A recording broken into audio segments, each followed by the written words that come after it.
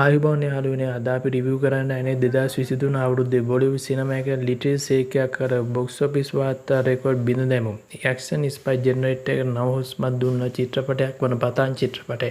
ඉතින් වසර 4ක නිහඬතාවයෙන් පසු ශාරුක් ඛාන් රිදී තිරයට නැවත පැමිණි මොහොතේ මුළු ඉන්දියාව උඩු යටිකුරු කළ අවස්ථාවක් විය. 2023 වර්ෂයේ තිරගත වූ පතාන් යනු හුදෙක් චිත්‍රපටයක් පමණක් නොවේ. එය බොලිවුඩේ සිනමා වැටී සිටි ආඝාතයේ ගොඩනගාගත් බලවේගයක් බඳු විය.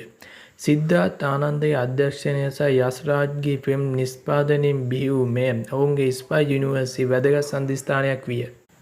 ඉතින් මෙම චිත්‍රපටයේ කතාව ගෙතෙන්නේ ඉන්දියාවේ රහස් ඔත්තු සේවයක් වන රෝහේ හිටපු නිලධාරියෙක් වන පතාන් නැත්නම් අපි කවුරුත් දන්න ශාරුක් ඛාන් වටාය.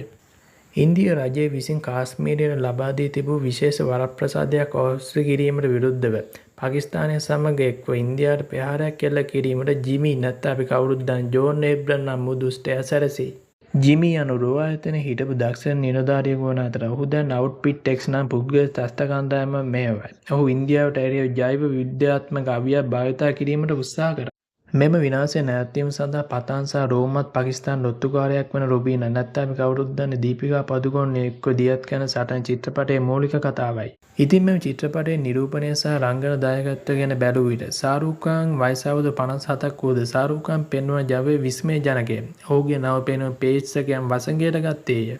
ප්‍රේමවන්තයන්ගේ භූමිකාවෙන් මිදී ක්‍රියාදාම නළුවෙකු ලෙස ඔහු මෙහිදී පෙන්වන දක්ෂතාවය අතිවිශිෂ්ටයි. ඉතින් ඒ වගේම ජෝන් ඒබ්‍රම් දෙස බලන විට බොහෝ විචාරකයන් පවසන පරිදි පතාන්ගේ හොඳම මිත්‍රය ජිමිය. ජෝන් ඒබ්‍රම් මෙහි පෙන්වන සංසුන් නෙහෙත් භයානක දුෂ්ටයාගේ ස්වභාවය චිත්‍රපටයේ ප්‍රබල ගැම්මක් ලබා දෙයි. පතාන් සහ ජිමි අතර ඇතිවන ගැටුම ප්‍රේක්ෂකයාගේ හුස්ම රඳවා ගැනීමට බලා සිටින තරම් උද්වේග කරයි. ඒ වගේම දීපිකා පදුකොන් අය හුදෙක් අලංකාරයට සිටින නිරයක් නොව ක්‍රියාදාම දර්ශනවලදී ශාරුක් ඛාන්ට නොදැවෙන දක්ෂතාවයක් පෙන්වයි.